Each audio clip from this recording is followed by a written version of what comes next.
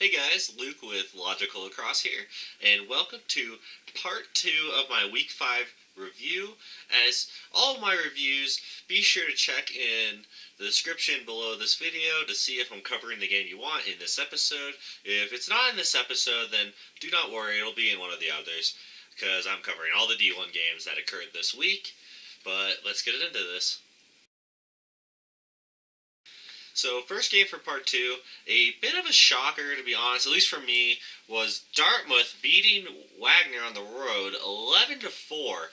So, a pretty big deficit there, and Dartmouth was looking for its first win of the season, and it got it obviously, in front of a home crowd of 315 fans. It was 7-1 Dartmouth at halftime, never really an in-doubt game. Shots in favor of Dartmouth, 39-28. They had 21 turnovers compared to Wagner's 24. Both teams too high. Clears, 14-27 for Wagner. Not good at all. Definitely a reason they were really blown out in this game. But man up, both teams struggled. 0-2 for Dartmouth, 1-4 for Wagner.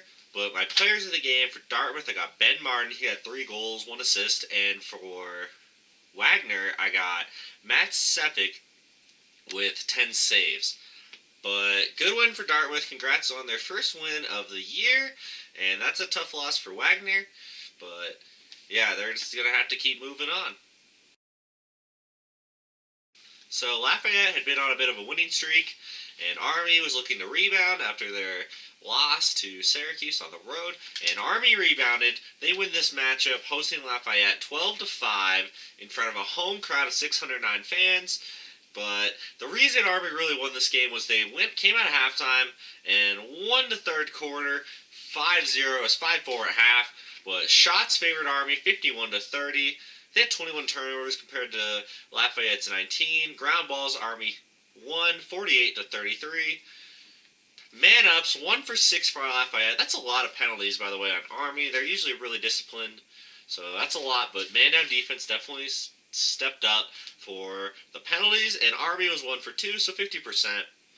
And players of the game, Lafayette's Ryan Ness with 13 saves. He didn't really get a lot of help from his offense and his defense, but defense did well for a while, but eventually got tired out. And for Army, player of the game is Ethan Barangan, 18-20 on the face-offs. Army won the total face-off battle 19-2. So what a great game by him, and he's a big reason why Army could pile on the score. But a good rebound for Army, and we'll see how Lafayette handles some more adversity. They've been winning for a bit. We'll see if they can get back on track. So, a bit of a shocker here. Drexel on the road at winless Jacksonville, and Jacksonville is not winless anymore as they win 19-12. It was Jacksonville won the second quarter 5-1, and they really pulled away after that. Drexel never came within a whiff of taking back the game, but this was in front of a home crowd of 307 people, and Jacksonville let in shots 38-37. 18 turnovers for Drexel compared to Jacksonville's 13, so it really makes a difference that Jacksonville won, and they had really good job on not turning over the ball. Drexel was only 13 of 18 on the clears, which is not good enough to be a competitive opponent. They were pretty evenly matched, in my opinion, at least on paper. Drexel wins the ground ball battle 29-28, and man up 3 for 8 for Drexel and 2 for 5 for Jacksonville. 8 penalties, though, is way too high for Jacksonville, but man down deserves some credit for kind of bailing out their teammates. I mean, if there were 5, if they scored on all those, it would have been 19-17 in a whole new game. And 2 for 5, almost 50%, but not quite there. So they got to improve on the man-up for Jacksonville. But my players of the game, I got for Drexel, Marshall King. He had 3 goals, 2 assists. Really good game by him. And for Jacksonville, I got Jack Dolan, who had 4 goals, 4 assists, so 8-point game. Really good day. But congrats to Jacksonville on their first win of the year, and definitely a tough, unexpected loss for Drexel. So a big matchup in the Patriot League. Really the 2 teams that I think could compete with Loyola the most to win the conference crowd, and it was Lehigh at Colgate. Lehigh takes it 10-8, which I was a bit shocked by. I thought Colgate was going to take it, but Colgate really hasn't done much since struggling a bit after winning against Syracuse, and they lost to Maryland last week, and now they lose to Lehigh. But this was in front of a home crowd, 203 people. It was 6-2 Lehigh at half. They really almost blew this game. They almost collapsed like they did against Cornell and Virginia, but they did not collapse this time, so I'm glad they might have learned from their mistakes, but they almost did it again, so they got to watch for that.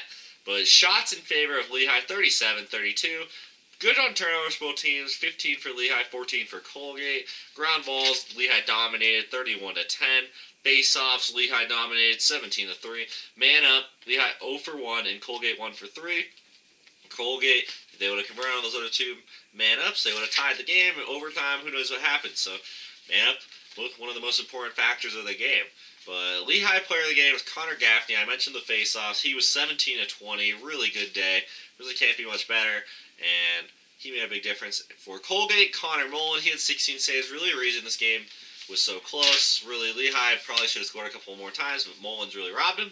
So Lehigh, good win for their conference opener. They're now a step ahead of Colgate. So I guess Lehigh right now is probably the front runner to potentially knock off Loyola. Air Force at Canisius is next. My team. But I was wondering how Air Force was going to respond after losing to Utah at home last week, 6-5, which is one of my special feature games from week 4. But Air Force responded really well. They struggled in the first half, but they had a great second half run, and Air Force wins on the road, 13-7, in front of a home crowd of 189 people. So it was 5-4 at halftime for Canisius, but Air Force wins the second half 9-2. So they really made good adjustments. Defense really stepped up, and the offense stepped up. And someone really stepped up that I wasn't expecting, which I'll get to in my players of the game. But shots were in favor of Air Force, 40-25. Turnovers, 18 for Air Force. A little better, but still kind of sloppy, but definitely improved upon from Utah, 22 for Canisius, way too high. Air Force wins ground balls, 39-24, so I'm glad they won some more contested ground balls this time. And man out, 1 for 2 for Air Force, 2 for 5 for Canisius. So, good man up for Air Force, and the man down was pretty solid. So, player of the game, a guy that stepped up, I wasn't expecting to, was number 1, August Johnson, true freshman, 4 goals, 2 assists. Great game by him. He definitely struggled last week against Utah, so it didn't do much of note offensively. So, I'm really glad to see him have a big game. And for Canisius, got Layton Collins. He had 2 goals. But the Air Force defense really shut down Canisius and allowed the Falcons to pull away. So congrats to Bill Wilson and all the other Air Force Falcons players on a good road win. They got Detroit Mercy next. So, St. John's, a big win against High Point. How did they follow that up? Not too well, as they lose at home 16-11 to the Michigan Wolverines, who are definitely improving, but still, that's definitely a letdown for St. John's in front of a home crowd of 558 people. Michigan really came out firing. They led at the end of the first quarter, 6-2. Shots do favor St. John's, 38-35. Turnovers, 17 for Michigan, 10 for St. John's. Kind of weird that the turnovers are like that when the losing team didn't turn it over that much. But ground balls in favor of the Wolverines, 33 to 25. And Michigan really took advantage of the man up, 3 for 5 and 1 for 1 on the man up for St. John's. Players of the game, Michigan's Bryce Clay takes it with 3 goals, 2 assists, and St. John's Chris Buscemi, he had 2 goals, 2 assists. So definitely a letdown for St. John. But this is a really good win for Michigan. Michigan's got to feel good about this going into conference play. That's starting up soon for them. I mean, this is a quality win that can really build their confidence moving forward. So High Point in a nail biter hosts Robert Morris out of Pennsylvania, and High Point takes this one 16-15 in overtime. Very close game. Robert Morris came to play. High Point, they were a little sloppy after that loss to St. John's. It's making me a little worried, if maybe that was kind of their peak. I hope not. I hope they continue, but you kind of got to wonder now. But this game occurred in front of a crowd of 1,446 people. Again, the score was 16-15 High Point. Shots in favor of Robert Morris, 53 to 45. 19 turnovers for Robert Morris and 21 for High Point. So again, as I said earlier, sloppy kind of play for High Point. Ground balls, 38 for Robert Morris, 33 for High Point. And the man up made a difference. Robert Morris 0 for 1, High Point 1 for 3. If Robert Morris would have scored on that man up, wouldn't have even gone to overtime. They would have won. So, same for High Point. Well, I mean, they won, but If they would have scored another one, they wouldn't have even gone to overtime. So minutes make a difference. Again, I know I say that all the time, but it's just so important, and it feels like a lot of players nowadays do not value their man-ups. But players of the game, Robert Morris, I'm giving it to Corson Keeley. He had 5 goals. 33% of the offense. What a great day for him. High Point could not stop him. And Alex Hager, he had 15 saves. He had a great day. I know he let in that overtime goal, but 15 saves is really good for any goaltender. And for High Point, I got Ben Baker, 3 goals, 1 assist. And who else besides probably the best goalie in the country, Tim Troutner Jr., with 15 saves. He's really another reason why High Point won. But Panthers are going to need to clean some things up before SoCon play. They're definitely a little sloppier now since sneaking up on some teams early. They're getting everyone's best shot now, compared to maybe they could have sneaked up on some of those teams early. So they're going to have to improve. A tough loss for Robert Morris, but they got plenty of time left this season to do something in their conference. So Bellarmine at home fought to get that first win of the year under the new coaching staff with Jim Mitchell. Still couldn't get it. Hosted Detroit Mercy. Detroit Mercy takes it 15-14. They had a big run out of halftime, 6-3 lead, differential in the third quarter in front of a home. And this game occurred in front of a home crowd, 280 people. Shots in favor of the Titans, 50-34. So only 16 turnovers for Detroit Mercy, where there were 20 for Bellarmine, so kind of sloppy there. Ground balls, Detroit Mercy really dominated, 45-21, and they really kicked butt in the face-off battle, which I'll get to my player of the game right now, with Alex Jarzembowski of Detroit Mercy going 27-33 on the face-off, so a 27-6 differential on the face-offs. Really allowed Detroit Mercy to get those extra possessions to get that 1-goal lead, but this was a close game the whole time. And for Bellarmine, I got Jordan Don Damiano. He had 20 saves for Bellarmine, so kind of a shame they lose by 1. What a monster game. Defense has got to help him out more, though, if he's having to save that many. But Bellarmine's getting really close. This is a good win for Detroit Mercy. They could not have afforded a loss to Bellarmine. They definitely are looking to make the NCAA tournament with a conference automatic bid, but in terms of seeding, maybe get a little bit better of seed. They not having to have to do a play-in game. They could not have afforded a loss to a winless Bellarmine. So Bryant did not have a good week 5 as they lose at home in front of a home crowd of 200 people, 9-8. What really made the difference was Manhattan won the second half, 6-3, 32 shots for the Jaspers, 30 for Bryant. Turnovers only 16 for Manhattan, whereas Bryant had 22. Ground balls, Bryant did win 34-30, and the man-up made another difference. Again, it comes down to the man-up. 2 for 6 for Manhattan, which isn't terrible, but not great, really that good. But 0 for 2 for Bryant, converts on one of those, tie game, overtime, converts on both, they win. And really, Manhattan really could have blown them out if they would have converted on more of those. Or maybe not a blowout, but, kind of a comfortable win. But players of the game, Manhattan, I got Brandon Grinnell. He had 2 goals, 2 assists. And for Bryant, I got Marco Rourke. He's really been the player of the season for Bryant. He had 2 goals, 2 assists. Good defensive battle, but Manhattan takes it in the end. They had a little bit of a comeback there in that second half. And, yeah, Bryant had a tough week 5. They're going to have to rebound. So, a close game with Penn State. Almost let Yale beat them twice. But Penn State prevails in their new stadium, Panzer Stadium. It got totally renovated. I saw the construction when I visited campus last time I was there in the fall. And Penn State beats Penn in a Keystone matchup, 15-14. Home crowd, 530 people. Really close game. Penn State almost lost. They scored with 2 minutes left with their player of the game, who will be announced a little bit later. And shots in favor of Penn, 46-40. Penn, by the way, still does not have their first win. Turnovers, really good for both teams. Penn 13, Penn State 16. Ground balls, Penn State wins 36-32. And for man-up, Penn 1 for 3, Penn State 1 for 1. So Penn, 33%, didn't cut it in this game, and that's one of the reasons they lost. But players of the game, Sean Lowley for Penn, 2 goals, 3 assists. And for Penn State, I got Nick Spillane, 3 goals, 1 assist. He had the last 2 goals for Penn State, including the game winner. So he definitely earns the honors. He really saved Penn State from a bad loss. This would have been a bad loss, and this would have been letting Yale beat them twice. That defense for Penn State, again, playing a little bit suspect now. That's always my biggest fear with Tambroni, and it might have showed up a bit this game again. So Penn State's got Cornell next. That's going to be a really big game for both those teams. Cornell, one of the few undefeated teams left, but Good job by Penn State to rebound. They almost blew this game, but they did come back, handled the adversity well, and won it this time. So they do deserve credit for that. And Penn, still looking for that first win. Definitely a tough start of the year for them. So Delaware was undefeated before going into Philadelphia to play Villanova, and they left Philly not being undefeated anymore.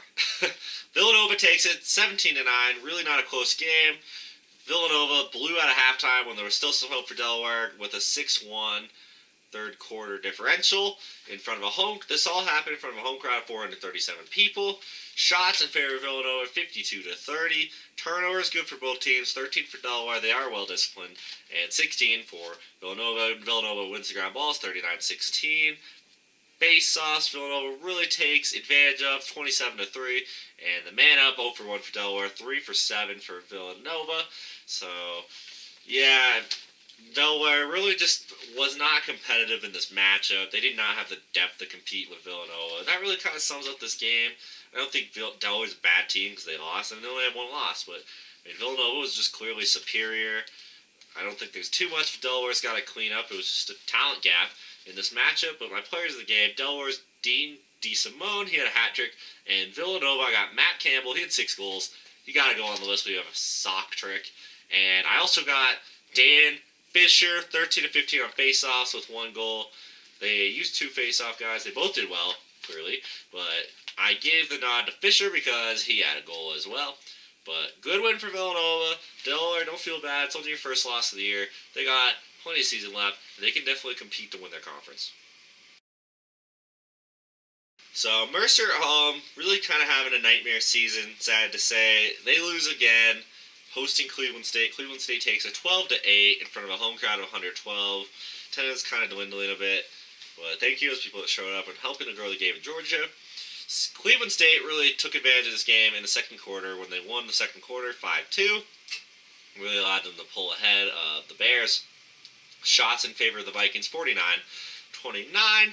Turnovers, 20 for Cleveland State, 15 for Mercer. Mercer couldn't really capitalize off of those. Ground balls, 32-25, favoring the Vikings. Face-offs, favoring the Vikings, 17-7. Man, it was awful for Cleveland State, 1 for 7. And 1 for 2 for Mercer. So good job to Mercer's man down. I'll hold the Vikings to 1 for 7, but that's also a really bad offense as well. Players of the game, Michael Wilson for Cleveland State, really the best player. He had 5 goals, 1 assist. And for Mercer, I got Josh Tarver. He had 15 saves. Really the reason this game was an incomplete embarrassment for Mercer. They only lost by 4. Probably could have lost by 8 or 9 if it wasn't for Tarver. So good win for Cleveland State on the road. They're really building their program. Mercer just not having a good year this year, I hate to say. They're just, there's not much more to say, but they're just going to kind of struggle through this year. It sucks for them, but that's just kind of how it goes some years, and, hopefully they can do better next year. So, game played at SMU down in Texas was Marquette against Ohio State. Ohio State takes it 13-9. They had a great hidden ball trick. If you haven't seen that on social media, check it out. It's really cool. But this was in front of a crowd of 561 people down in Texas, so that's pretty cool. So thank you to all those Texans that saw the game. It was 6-3 Ohio State at half. Marquette kept it competitive, but Ohio State was the better team in the end, as the score shows, but it was kind of obvious if you watch parts of the game. Shots in favor of the Buckeyes, 40-31. Turnovers, both teams took care of the ball. Marquette, 14. Ohio State, 16. Ground balls, Ohio State wins, 32-17. And man up bad for both teams. Marquette, 1 for 5. If they would have converted on those other 4, would have tied the game. The man up. I don't get what it is with these man ups this year. They got it. These teams should be being in closer games, and they get their help from the officials or the other team making dumb mistakes, and they just don't convert. And that's why Ohio State wins this one by 4. But Ohio State wasn't good either, 0 for 2. So some credit to the man down D. But you got to give some hate to the offense. They got to convert more. They had great players. Take advantage of those. But players of the game for Marquette, I got Tanner Thompson, 2 goals, 1 assist, and for Ohio State, Jack Jasinski, 1 goal, 3 assists. Great win for the Buckeyes. Definitely kind of been rolling through their opening slate. And Marquette, tough one. They've been kind of struggling a little bit this year. But yeah, good win for the Buckeyes. And really cool this was a game out in Texas. So Hobart rebounds from their loss to Cornell. They played really well against Cornell, and they played better against Binghamton as Hobart takes it 16-7 on the road. Hobart stormed out of halftime, 7-1. Win in the third quarter. I mean, there was no hope for Binghamton, especially after that. This happened in front of a home crowd of 370 people.